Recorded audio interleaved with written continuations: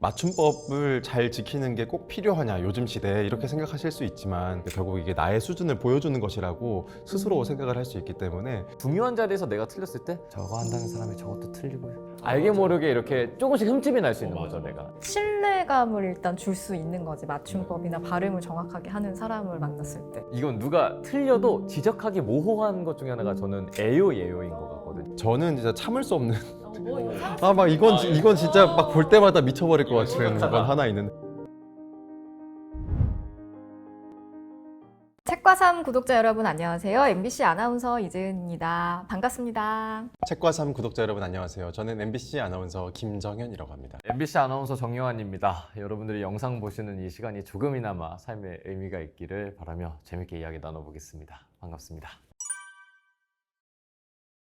우리가 왜 대화를 하다가 나도 모르게 상대방이 쓰는 말로 하여금 이 사람의 어떤 스타일을 알 수 있는 거잖아요. 이게 사실 맞춤법과 올바른 단어를 사용하는 게 축구 페널티킥 같은 느낌이거든요. 페널티킥이 웬만하면 넣잖아요. 근데 우리는 골키퍼의 입장인 거죠. 그러니까 이거 조금 실수해서 먹혀도 되지만 내가 틀려도 사람들이 막 맞춤법 틀렸어 막 그러진 않겠지만 그래도 이게 막으면 좋잖아요. 그런 느낌이어서 저희는 어쨌든 한 끗 차이로 품격을 지키는 거를 목표로 하기 때문에 방어전이다 맞춤법. 좋은 말이네요. 내가 맞춤법을 더 많이 한다고 해서 저 사람은 정말 맞춤법을 많이 하고 훌륭해 이렇게까지 하진 않겠지만 뭔가 사소한 중요한 자리에서 내가 틀렸을 때 저거 한다는 사람이 저것도 틀리고 알게 모르게 이렇게 조금씩 흠집이 날 수 있는 거죠 내가. 그러니까 그런 인식을 주기 싫은 것 같아요. 그러니까 정현이 말도 그렇고 영환이 말도 그렇고 신뢰감을 일단 줄 수 있는 거지. 맞춤법이나 발음을 정확하게 하는 사람을 만났을 때. 그러니까 누군가랑 친해지고 나서 뭐 사적인 관계에서도 친해지고 나서야 뭐 아무렇게나 써도 상관없지만 누군가를 잘 모르는 상태에서 알아가는 단계에서 이제 처음부터 굳이 나의 이미지를 스스로 깎아먹을 필요는 없다라는 생각? 근데 정말 어려워요. 계속 공부해야 되는 부분인 것 같아.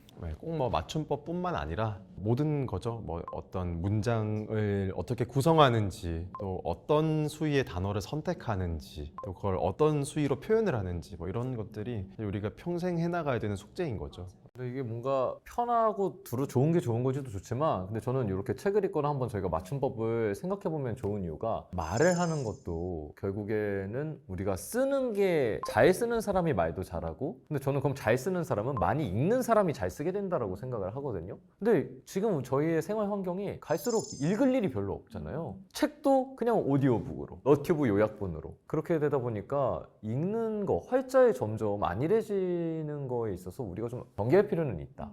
어쩔 수 없는 시류의 흐름이지만 그럴 때일수록 따로 짚어줘야 한다는 그런 생각을 합니다. 그 제목이 단어 한 끗 차이로 글의 수준이 달라지는 이잖아요. 그 말이 정말 맞는 것 같아요. 한 끗 차이로. 사실 저도 완벽하다고 얘기 못 하거든요. 맞아요. 진짜 저도 그래요. 네. 네. 그리고 특히 저희는 뭐 유튜브나 이런 거 할 때 댓글이나 자막에 오타 있을 때 그 지적을 받으면 너무 이게 속상하고 부끄러운 그게 있잖아요. 오타인데도. 뭐 대표적인 거가 이제 많은 분들 아시겠지만 그 오이와 오에 요것도 많고요. 저는 이따 봬요 그거랑 이따도 많이 헷갈리시는 것 같아요. 이따 뭐 이런 것도 많이 헷갈려 하시는 것 같고. 뭐 사실 너무나 많은 예시들이 있지만 이건 그냥 이거 보시는 시청자분들도 다들 겪어보셨고 많이 아실 거라고 생각해요. 어떤 표현을 많이 헷갈리는지. 근데 저는 진짜 참을 수 없는 참을 수 없는 게 있어요. 이건 진짜 막 볼 때마다 미쳐버릴 것 같은 건 하나 있는데 어떠해 이거예요. 어떻게 이걸 이제 적을 때 히읗을 이제 적는 거죠. 그건 볼 때마다 제가 사실 맞춤법에 뭐 나름 예민하긴 하지만 그래도 일상생활에서 흔히들 틀리는 거에 있어서 막 이건 못 참겠다 이 정도까지는 아니거든요. 그래도 그냥 저도 종종 일부러 틀리게 쓸 때도 있고. 근데 이 어떠해는 그리고 야 이게 더 낫냐 저게 더 낫냐 할 때 그 히읗을 쓰는 그거는 제가 막 못 참겠는 거예요. 이게. 그럴 수 있어요. 정말 그래요? 정말 많아요. 그건 진짜 좀 참기가 좀 어려워. 이건 누가 틀려도 지적하기 모호한 것 중에 하나가 저는 예요인 것 같거든요. 어려워. 그래서 사실 예요는 이에요를 줄여서 예요인 거여가지고요. 그래서 이에요지 것이 예요라고 하면은 이에요가 두 번이 반복되는 거거든요. 그래서 예요는 이에요의 준말이다. 예를 들면 이렇게 그러면은 문제 내볼 수 있겠죠. 거예요일까요? 거에요일까요? 것이 예요의 준말이니까 거예요가 맞다. 네. 확 이해가 되네요. 하나 했습니다. 들어도 헷갈려. 그러니까 우리말이 참 어려워요, 정말로. 히읗을 넣으면 쉽죠. 그러니까 공략법이 있습니다. 예, 해요라고 하면 되지. 근데 하요라고 안 하잖아요. 그런 것과 사실 같은 거죠. 그러니까 히읗을 넣었을 때 해요가 더 자연스러우면은 보에요, 돼요. 그리고 하가 더 자연스러우면은 오이를 쓰거든요. 예. 예시를 한번 들어볼까요? 내일 봬요. 비읍을 히읗으로 바꿔보겠습니다. 내일 해요, 하요, 뭐가 더 익숙하죠? 해요. 예. 그러면 OL을 써서 봬요. 오, 영환이 잘한다. 박수까지 받을 일입니까? 대 헷갈리잖아요. 어이대와 아이대. 그것도 못 참는 것 중에 하나예요. 아, 뭐뭐 한데. 이거는 정말 일상에서 국어를 조금 소홀히 했다면 실수하기 좋은 겁니다. 야, 내일 쉰대? 이건 아이죠. 야, 그거 어렵대. 그죠, 아이죠. 아, 이게 헷갈릴 수 있다니까. 이게 너무 당연하게 말씀하셨어. 못 참는 것 중에 하나예요. 쉽게 생각하셨을 때 내가 건너들은 정보를 다시 말할 때는 I를 쓰시면 됩니다. 그거 맛있대. 그거 맛있다는 소식을 제가 들은 거잖아요. 야, 내일 쉰대. 쉰다는 소식을 들은 거잖아요. 의문문으로 할 때도 마찬가지. 그 내일 쉰대? 이렇게. 예. 그렇습니다. 이럴 때는 I를 사용하시면 됩니다. 이거 좀 너무한데? 내가 느끼잖아요. 아, 이거 좀 맛 없는데? 어입니다. 일단 I는 내가 건너들은 거를 제공할 때 I를 쓰시면 되는데. 네. 이는 그 외의 상황들. 그렇지. 역시. 깔끔해, 깔끔해. 단어 자체를 좀 암기해야 하는 것도 있는 것 같아요. 예를 들면은 우리가 또 우리말이라는 게 쓰는 것과 발음이 다른 경우가 있잖아요. 뒤치다꺼리를 하느라 어머님이 고생을 많이 하셨다. 뭔가 적을 때는 뒤치다꺼리 이렇게 적는 분들 많으시고 그게 더 표준어 같아 보이는데 뒤치다꺼리잖아요. 닭거리 이런 게 좀 어색한데 그건 외워야 되는 거죠. 이거는 원래 단어가 이렇다. 뒤치다꺼리가 맞습니다. 그리고 뭐 우리가 흔히 정말 많이 하는 말인데도 무언가를 써보지 않아서 막상 쓰려고 할 때는 어떻게 써야 되더라? 좀 애매한 경우들이 있어요. 뭐 째째하다 이런 것도 좀 헷갈릴 수 있고 그리고 뭐 세고 셌다 이런 말로 많이 하는데 세고 셌다 일단 첫 번째 그게 표준어인가? 헷갈리고 그럼 세고 셌단가? 갑자기 세고 셌다라는 말이 뭔가 상스럽게 들리니까 세예요? 예, 그냥 세고 셌다인데 예. 어렵네. 그래서 그럴 때 이제 어떻게 써야 되는 건가 싶은데 사실은 뭐 쉽게 무언가를 암기할 수 있는 방법은 없는 것 같고 결국은 어떤 상황에서 내가 직접 그걸 써서 정확한 맞춤법을 계속해서 반복해서 익히는 수밖에 없다라고 저는 생각을 해요. 영어 단어 외우는 거랑 근본적으로는 별반 차이가 없는 거죠. 그런 이제 것들이 여기 이 책에 잘 나와 있다. 어떻게 구분할 수 있는지. 우리 PD님은 다 아시기 때문에. 아니 그렇진 않아요. 예, 헷갈리는 게 있지만 이제 지금 토크로서 다뤘던 것들은 어쩌면은 저는 되게 아주 기초적인 부분이라고 생각을 해요. 물론 공부를 해야 되는 필요성은 당연히 있지만 그래도 책에 담을 정도의 내용은 저는 아니라고 생각을 했기 때문에 이런 정도의 내용들은 과감히 뺐고요. 그 저는 이상의 것들이 있다. 여러분이 오. 저는 이 18,000원이라는 값이 아깝지 않게끔 하고 싶다는 생각이 있었거든요. 그래서 이 아이템을 고를 때 훨씬 더 수준 있는 독자들도 헷갈릴 법한 하지만 우리 일상과 동떨어지지 않고 일상에서도 아주 많이 쓸 법한 그런 아이템들을 많이 담으려고 노력을 했습니다. 검열을 많이 하셨을 것 같아요. 예시 하나만 해주시죠. 자, 예를 들어서 많이 있습니다. 그냥 뭐 이런 거는 정말로 수준 있는 독자분들도 헷갈릴 법한 저기 퀴즈가 돼버렸는데요. 칼날을 벼르다? 별이다? 어렵네. 무엇이 맞을까요? 복수의 칼날을 벼르다. 칼날을 별이다. 별이다가 맞아요. 별이다. 별이다가 맞아요. 다 잘 아시네요. 이렇게 수준 있는 책이 아니었나?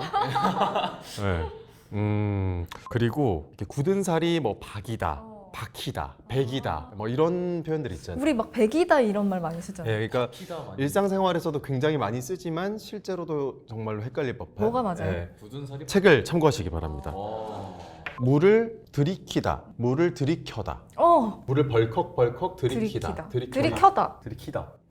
책을 확인하시기 바랍니다. 예, 그렇습니다. 그러니까 아나운서도 이렇게 헷갈릴 수 있는 우리말. 들이키다.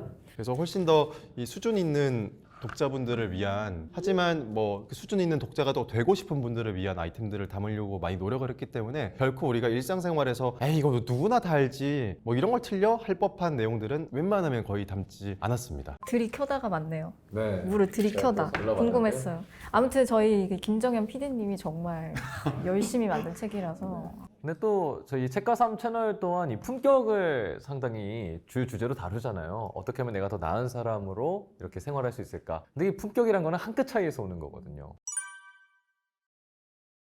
저희가 특히 방송국 있고 아나운서다 보니까 선배님들한테 메신저 카톡 할 때도 꼭 카톡인데도 꼭 한번 맞춤법 검색에 돌리게 되는 그런 게 좀 있어요. 예. 나는 그렇게 생각해. 메신저나 메일이라고 해서 굳이 우리가 평소에 안 쓰는 단어를 쓸 필요는 없는 것 같아. 그래서 그냥 편안하게 우리가 평소에 쓰는 단어를 쓰지 않나? 나는 보통 막 그렇지. 딱딱하게 쓰지 않고 안 그냥 그런 분들도 많으시잖아요. 아, 그래요? 특히 사기업이나 그 상사 음. 쪽에 계신 분들은 그럴 수 막 있지. 뭐 좀 딱 명일 이런 어. 표현.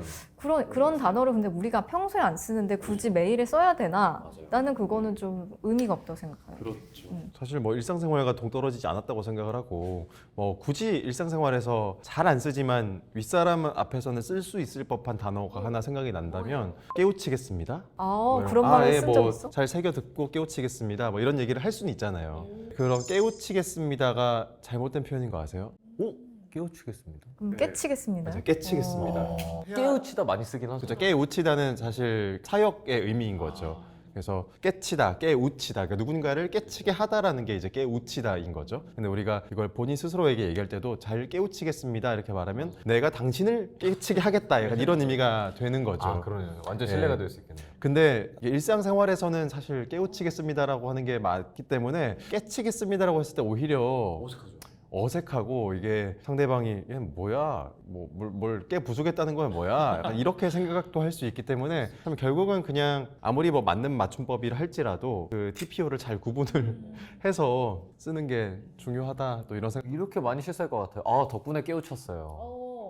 너 덕분에 깨우쳤다. 이건 내가 했다는 건데 그죠? 덕분에 그쵸 깨쳤어요. 뭐 우리 메일뿐만 아니라 뉴스 할 때도 뭐 글피, 금일 이런 네. 단어들이 있을 수 있잖아. 근데 나는 뉴스 진행할 때 우리가 평소 쓰지 않는 단어는 절대 쓰지 않았거든. 그런 거 다 고쳐서 평소에 쓰는 말로 바꿔서 했던 것 같아. 그래서 그런 것들도 평소 많이 쓰는 단어로 바꿔서 쓰는 습관을 들이는 것도 나는 좋다는 생각이 들어. 굳이 쓰지 않는 말을 쓰다가 틀리는 것보다. 그래서 방송 때 화제가 됐던 게 있었잖아요. 4일 뒤에 뵙겠습니다. 그치, 네. 맞아. 그냥 3일 뒤에 치러집니다. 이렇게 했었는데 그걸 정하는 게 어려운 것 같아요. 이거 누구에게는 당연하게 알아야 되는 거 아니야? 하지만 누군가에게는 왜 이걸 내가 당연하게 알아야 돼? 그 시대가 가면 변하는 거야. 사실 그 흐름, 큰 두 흐름 속에서 계속해서 이게 변해가는 모습들이 나타나는 거죠. 어쩌면은 과거에 이제 한자를 모르던 저 같은 세대들은 항상 한자를 아는 사람들한테 혼이 났거든요. 어떻게 너는 이런 한자도 몰라? 이렇게. 예. 근데 그런데 지금은 뭐 오히려 한자를 아는 사람들이 많이 또 없잖아요. 예전에 비해서는 신문들도 보면은 대부분 다 한자로 돼 있는 경우들이 거의 없으니까 예. 사실 옛날 사람들이 봤을 때는 이해가 안 되는 측면이겠지만 결국은 뭐 변해가는 거죠. 예. 맞춤법은 사람들이 좀 틀릴 수 있다고 좀 이해하는 편인데 왜냐면 나도 틀릴 수 있으니까. 근데 발음은 조금 들리긴 하는 거. 발음을 좀 고쳐주고 싶긴 해. 예를 들어서요? 예를 들면 관세 같은 것도 관세라고 많이 하고 그제. 판세잖아. 이건 또 어려워. 보통 사람들은 잘 모를 수 있지. 근데 뭐 판세는 판세고 관세는 관세고. 지금은 사실 또 둘 다 맞지만 예전에는 안간 힘만 맞았잖아요. 그치. 그러니까 그런 거. 안간 힘을 쓰다 할 때 지금은 안간 힘도 맞지만 그리고 또 교과서라고도 많이들 하시고 근데 교과서인데 교과서 헷갈리지. 그런 것도 있고 교과서. 그런 발음이 들리시는군요. 발음도 근데 우리가 그렇게 돼가고 있긴 하지만 많이 쓰는 걸로 바뀌는 게 맞는 것 같지 않아? 그렇죠. 근데 실제로 그렇게 두루 쓰는 표현으로 같이 용인되는 경우가 국립국어원에도 많아지고 있잖아요. 근데 참고로 얘기 나온 김에 외래어 같은 경우에는 그대로 읽는 게 맞습니다, 여러분. 예를 들면 아까 얘기했던 버스. 우리 버스 많이 하는데 버스 정류장.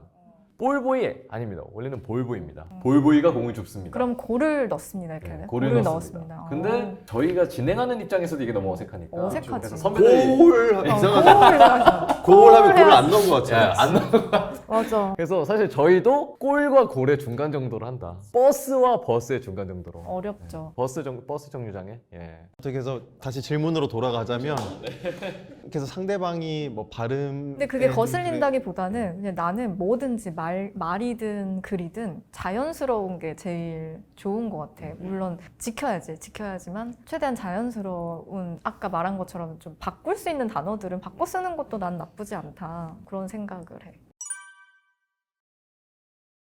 뭐 국립국어원에서 그렇게 말을 했다면 그런 것이겠죠? 근데 우리 일상생활에서 어쨌든 가족을 넘어선 다른 바운더리에서도 그런 압존법 논란이 있다는 것 자체가 우리가 사회가 어쩌면 모든 것에 있어서 가족주의를 강조하기 때문에 그렇지 않을까라는 생각도 하고 뭐 도사부일체다 군사부일체다 뭐 이런 얘기처럼 직장도 가족이고 결국 뭐 군대도 가족이고 뭐 이렇게 생각을 하니까 그렇지 않을까 싶긴 하고 근데 뭐 어쨌든 우리는 일상생활과 또 현실을 살아가야 되는 사람들이다 보니까 그 압존법을 잘 지켜서 얘기를 해주는 게 그냥 듣는 사람이 편한 것 같아요. 예를 들어서 뭐 지금은 또 저희끼리 지금 얘기를 하고 있지만 뭐 반말도 약간 섞어 쓰기도 하고 또 존댓말도 서로 섞어 쓰고 있는데 어쨌든 이걸 보시는 분들을 고려를 한 상태로 우리는 얘기를 하고 있는 거잖아요. 그럴 때 계속 만약에 재은 선배님은 이렇게 말을 했을 때 누군가는 이게 되게 거슬릴 수가 있어요. 네, 그래서 그런 호칭을 좀 가급적이면 그냥 생략하고 혹은 뭐 꼭 뭐 이재은 씨는 이렇게까지 할 필요는 없지만 선배는 요 정도로만 해도 듣는 사람이 불편한 게 좀 덜하지 않을까라는 생각도 듭니다. 네. 그래서 압존법 하면은 조금 흥미로운 문화 중에 하나는 이제 방송국 혹은 언론사 보도국 문화 기자들은 압존법을 안 하잖아요. 맞아요. 예, 그거 아예 님자를 안 붙입니다. 국장, 아. 부장. 국장 아까 부장이 그거 시켜서 하던데요? 그냥 이런 식으로 하는. 예, 근데 우리는 모모님이 차장님이 팀장님이 이런 거를 다르게 하기도 하더라고요. 그래서 이게 압존법을 쓸 줄은 아는데 썼을 때 오히려 내가 이 사람한테 무리한 듯한 느낌을 주는 불편함이 있는 것 같아요. 나도. 예. 선배님 그거 정연 선배가 옮기라고 하셨어요. 그치. 그런 게 어렵지. 네. 맞아. 재원 선배님, 그 물병 정연 선배가 옮기라고 했어요. 맞아요. 그래서 그냥 사실 어려워요. 이게 우리도 어려운데 우리말을 배우는 외국인은 얼마나 어려울까요, 이런 게. 개인적으로는 좀 이렇게 없어지는 것까지는 아니지만 좀 이걸 엄격하게 지켜야 되는 정도가 좀 사라지는 게 바람직하지 않나라고는 생각은 하는데 공식적으로 안 쓰는 게 맞다고도 네. 하고요. 예. 네, 너무 이걸 계속 따지는 문화 자체가 그러니까 근데 결국은 현실 생활에서는 결국은 상황이겠죠 뭐. 그걸 용인해 줄 수 있을 만한 사람이나 상황인 건지 혹은 그걸 용인하기 어려울 정도로 좀 경직된 본인이 어떤 사회에 속한 분도 계실 테니까 결국은 뭐 상황이겠죠. 그리고 그걸 바꿔나가는 이제 문화는 결국 본인이 좀 나이가 좀 들거나 혹은 높은 자리에 올라갔을 때 그런 걸 이제 좀 바꿔나가면 시간이 좀 걸리겠지만 바뀔 수도 있는 문제겠죠? 아마. 그래서 아마 조직 문화에서도 계속해서 이제 직급 체계를 좀 더 단축화하고 서로 상호 존중어를 쓰는 문화로 가면은 그 걱정이 없잖아요. 재현 선배님, 정현 선배 그거 하시래요. 서로 동등하니까요. 예. 네, 저희 이번에 나온 책은 제목처럼 단어 한 끗 차이로 글의 수준이 달라지는 우리말 나들이 문해력 편입니다. 이 책은 저희 그 우리말 나들이가 지금 1997년부터 30년간 방송이 돼 왔고 6천여 회에 가까운 횟수로 방송이 되고 있는데 사실 뭐 요즘에 TV 매체가 많이 파워가 약해지기도 했지만 또 우리말 나들이라는 프로그램 특성상 아주 짧은 시간에 1분 동안만 방송이 되기 때문에 정말 좋은 아이템인데도 불구하고 아주 순간적으로 그 기회를 포착하지 못하면 너무 쉽게 잊혀지는 게 아깝더라고요. 그래서 그 아쉬운 마음을 좀 담아서 지난 10여 년간의 자료 중에서 엄선을 해서 저희가 책으로 이렇게 담아냈습니다. 1권에서는 저희가 신뢰와 호감을 높이는 언어 생활을 위한 우리말 나들이였는데 2권에서는 이 단어 한 끗 차이로 글의 수준을 높이는 것에 좀 더 초점을 뒀거든요. 뭐 일상생활에서의 신뢰와 호감은 물론이거니와 우리 사회생활을 앞둔 청년들 혹은 실제 사회생활을 하고 있는 분들 그리고 중요한 사람에게 어떤 글을 쓸 일이 있다거나 말을 해야 될 일들이 있을 때 일상생활에서 어떻게 하면 실수하지 않고서 나의 수준을 높일 수 있는지를 잘 보여주는 책이기 때문에 꼭 한번 구입을 하시든 혹은 빌리시든 한 번쯤 보시면 좋을 책이라고 생각을 합니다. 저도 또 추천을 좀 첨언을 하자면은 갈수록 글을 읽고 쓰는 사람들이 줄어드는 추세로 가고 있잖아요. 근데 그럴 때일수록 많이 읽고 잘 쓰는 게 경쟁력이 된다고 생각을 하거든요. 문장력이 좋아지고 나만의 문체가 생긴다는 건 역시 다양한 단어 활용에서 오는 거라 생각을 되기 때문에 저희가 맞춤법이 헷갈리고 단어를 잘 모를수록 너무 뻔한 문장만 쓰게 될 텐데 결국 이렇게 한 끗 차이로 글의 수준이 달라지는 까닭도 여러분들이 많은 단어를 활용하실 수 있게 올바르게 활용하실 수 있게 될수록 여러분의 문장력 또한 강해지게 된다고 생각하고 그게 여러분의 경쟁력이 될 거라고 저는 믿습니다.